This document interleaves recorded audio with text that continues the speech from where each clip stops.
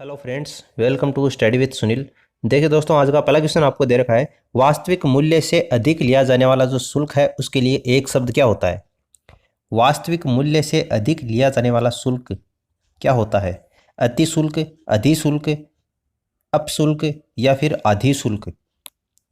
तो वास्तविक मूल्य से अधिक लिया जाने वाला जो शुल्क होता है उसको क्या बोलते हैं अपन? अधिशुल्क बोलते हैं। ऑप्शन सेकंड इसका आंसर होगा, ऑप्शन फर्स्ट नहीं होगा। जब पानी बरसता है तब मेंढक बोलते हैं। इस वाक्य में जब पानी बरसता है क्या है? एक वाक्य आपको दे रखा है, जब पानी बरसता है तब मेंढक बोलते हैं। इस वाक्य में जब पानी बरसता है ये क्या है? ये पदबंध है या फिर ये समस्त पद है? ये विशेषण उपवाक्य है या फिर ये क्रिया विशेषण उपवाक्य है?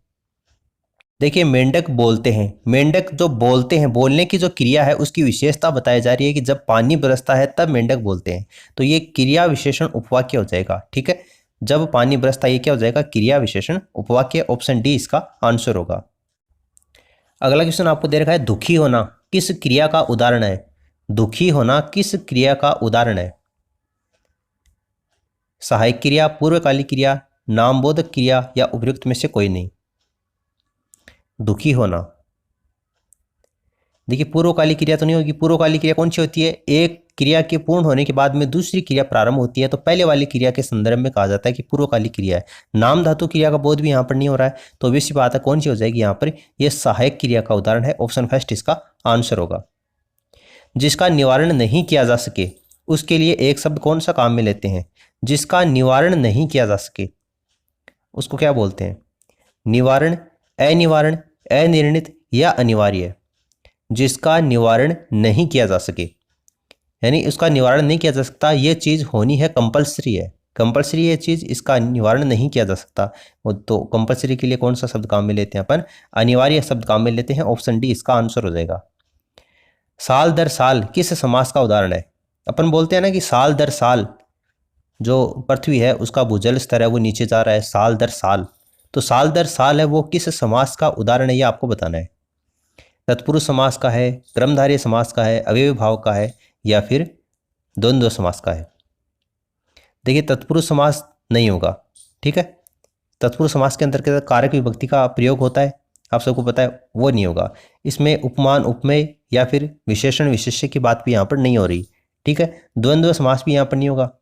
ठीक है, यहाँ पर किसी योजक चिन्ह वगैरह का प्रयोग नहीं किया गया है। तो ये कौन से समास का उदाहरण हो जाएगा? आपका अव्ययी भाव समास का उदाहरण हो जाएगा। साल दर साल की समास का उदाहरण आपका अव्ययी भाव समास का उदाहरण है।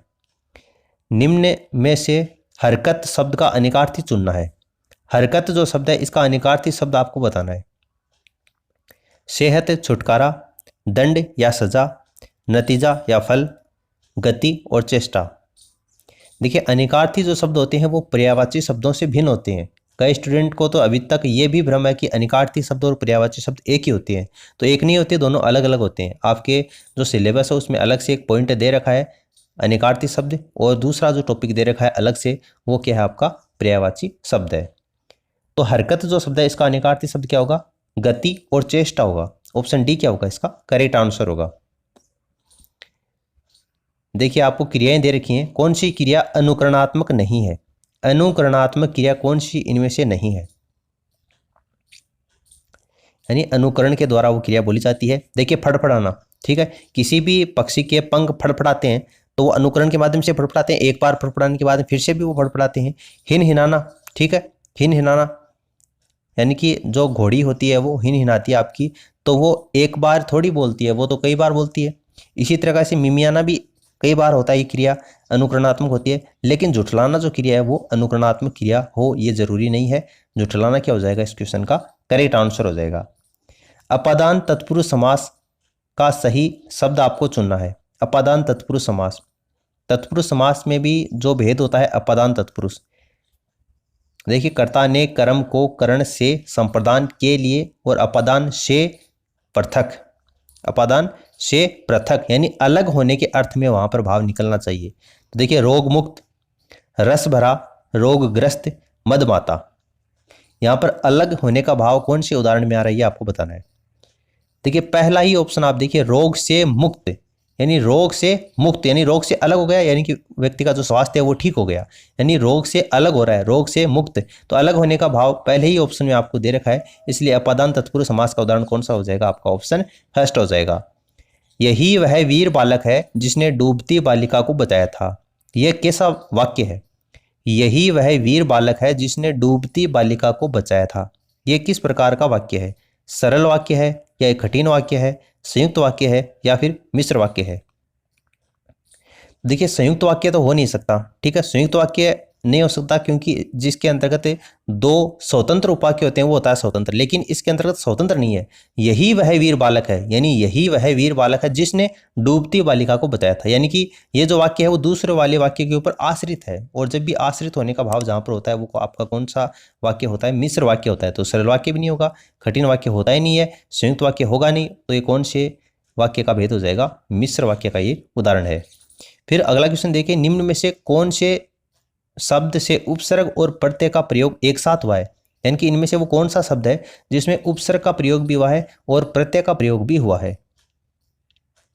सम्मानित, सालाना, मरणहार, आगमन। देखिए सालाना नहीं होगा, आगमन भी नहीं है, मरणहार तो इसमें भी किसी उपसर्ग का प्रयोग नहीं हुआ है। सम्मानित जो शब्द है इसमें उपसर्ग का प्रयोग भी हुआ है और प्रत्यय का प्रयोग भी हुआ है, ठीक है। सम, धन, मान, धन, इत, तो सम उपसर्ग हो गया और इत क्या हो गया? आपका प्रत्यय हो गया, ठीक है, और मान यहाँ पर मूल शब्द हो गया। तो सम्मानित जो शब्द है इसमें उपसर्ग का प्रयोग भी हुआ है और प्रत्यय का प्रयोग भी हुआ है, तो ऑप्शन फर्स्ट क्या हो जाएगा? इसका आंसर हो जाएगा। फिर देखिए अगला क्वेश्चन आपको दे रखा है, आंख का नीर यानी पानी का ढल जाना, आंख का नीर या पानी का ढल जाना, इस मुहावरे का अर्थ क्या होगा? मरते समय आंसू बहाना, निर्लज्ज हो जाना, निरुत्साहित होना या निष्प्रभ होना। आंख का नीर ढल जाना का मतलब होता है निर्लज्ज हो जाना, ठीक है, ऑप्शन सेकंड इसका आंसर होगा। कान फूंकना मुहावरे का अर्थ क्या है? कान फूंकना मुहावरे का अर्थ क्या है? चौकन्ना करना, चुगली करना, जादू टोना करना या दीक्षित करना। कान फूंकना मुहावरे का अर्थ क्या होगा? तो देखिए इसका अर्थ होगा आपका दीक्षित करना। कान फूंकना का मतलब क्या होता है? दीक्षित करना, ऑप्शन डी इसका आंसर होगा। कच्चे घड़े पानी भरना, इस मुहावरे का अर्थ क्या होगा? कच्चे घड़े पानी भरना मुहावरे का अर्थ क्या होगा? कमजोर से मदद की अपेक्षा करना, यह तो नहीं होगा। मूर्खतापूर्ण कार्य करना, यह भी नहीं होगा। इन दोनों में से आपको बताना है। कच्चे घड़े पानी भरना, देखिए इसका अर्थ होता है ठीक ढंग से काम न करना, ठीक ढंग से काम न करना, जिसके लिए मुहावरा काम में लिया जाता है कच्चे घड़े पानी भरना, तो ऑप्शन सेकंड इसका आंसर हो जाएगा। छक्के छुड़ाना मुहावरे का अर्थ क्या है? छक्के छुड़ाना मुहावरे का अर्थ क्या है? क्रिकेट के खेल का एक नियम है, हराना, घायल करना, परेशान करना। छक्के छुड़ाना, अपन बोलते हैं ना कि क्रिकेट खेलते हैं तो सामने वाली टीम के छक्के छुड़ा दिए, यानी कि सामने वाली टीम को अपन ने हरा दिया, ठीक है, तो ऑप्शन सेकंड इसका आंसर हो जाएगा। छक्के छुड़ाने का मतलब क्या होता है? हराना, ऑप्शन सेकंड। चांदी का ऐनक लगाना, इसका अर्थ क्या होगा? चांदी का ऐनक लगाना, इस मुहावरे का अर्थ क्या होगा? घूस लेकर ही किसी का काम करना, खूब लाभ होना, किसी न किसी प्रकार की प्रतिष्ठा बनाए रखना या बहुत अमीर होना, तो बहुत अमीर होना ये तो नहीं होगा, खूब लाभ होना भी नहीं होगा। चांदी का ऐनक लगाना, इसका मतलब क्या होता है? किसी न किसी प्रकार प्रतिष्ठा बनाए रखना, ऑप्शन सी क्या होगा? इसका करेक्ट आंसर होगा। फिर देखिए अगला क्वेश्चन आपको दे रखा है, दाम लगाना, इसका अर्थ क्या है? दाम लगाना, इसका मतलब क्या होता है? मूल्य आंकना, पूरी कीमत देना, लागत मात्र देना या मोल भाव करना। काफ़ी इंपॉर्टेंट है और काफ़ी कंफ्यूज करने वाला क्वेश्चन है। दाम लगाने का अर्थ क्या होता है? किसी भी अपन फल या सब्जी वाले के पास में जाते हैं तो बोलते हैं ना कि दाम लगाना, ठीक से दाम लगा दो, तो उसका मतलब क्या होता है? मूल्य आंकना, ठीक है। मोल भाव करना इसका मतलब नहीं होता है, ना ही लागत मात्र देना होता है और पूरी कीमत देना भी नहीं होता। दाम लगाने का मतलब होता है मूल्य आंकना, यानी कि किसी एक वस्तु विशेष का मूल्य आंकने के लिए कहा जाता है कि दाम लगाना, तो ऑप्शन फर्स्ट क्या हो जाएगा? इसका आंसर हो जाएगा। उम्मीद करता हूं कि आपको वीडियो अच्छा लगा होगा। इस वीडियो में फिलहाल इतना ही। Thanks for listening and God bless you all.